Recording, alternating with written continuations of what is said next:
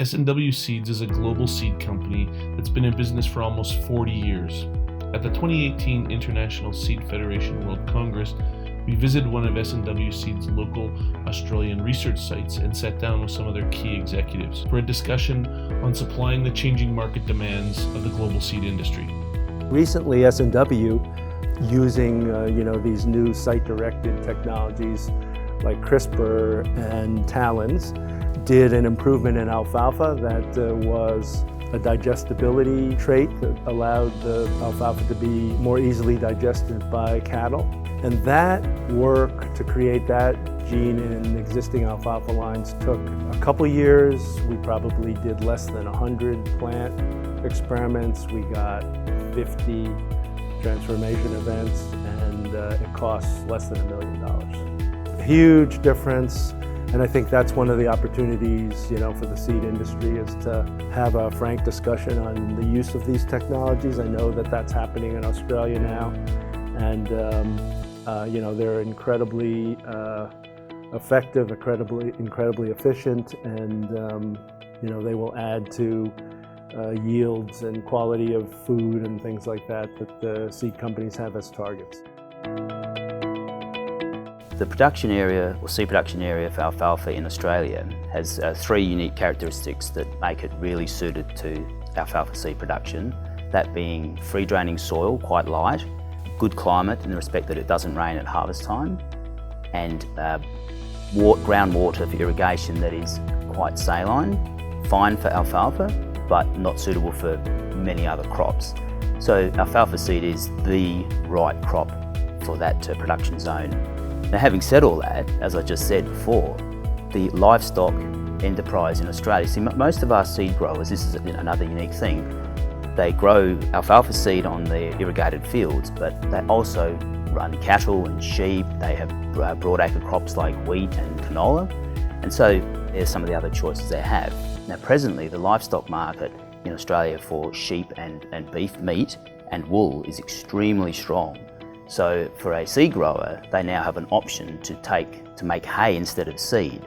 And that's changing the dynamics of the industry that we haven't seen that for a long time. We have 3 integrated breeding programs now. So one was the purchase of the DuPont Pioneer breeding program. The other was the Legacy S&W program, and then the Seed Genetics International program. And all 3 of those programs had different styles, and we've adopted unique aspects of each one of those. Certainly from the Seed Genetics International standpoint, we are globally focused and try and work with our partners to identify things that are important to them and bring them to the market as quickly as possible. Our strategy right now is to add what we call the middle market crops. So the middle market crops in this case are sunflower and sorghum. And by middle market, we mean sort of less than 50 million acres, maybe around the world. So we acquired a breeding program a couple of years ago here in Australia in those 2 additional crops, sunflower and sorghum, and we're in the process of continuing our breeding, but also integrating that into our products and product pipelines and research experiments all around the world, because we're an international company, and we want those technologies in those crops to be available to all of our customers in all the countries that we service today. The 2 most important and exciting things for S&W right now are the new hybrid crops, so both sunflower and sorghum.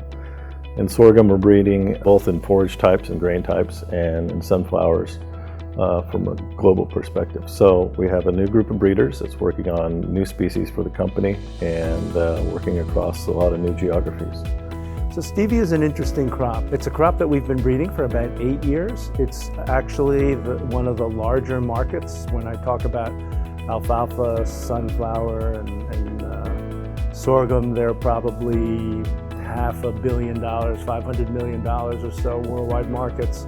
Stevia is much bigger than that, maybe 6 or 7 times bigger than that in the sense of low-calorie sweeteners. And stevia seems to be one of the only plants that produce a low-cal sweetener that is scalable to these kind of big numbers for worldwide demand. Alfalfa is going to be a major crop for us for a very long time.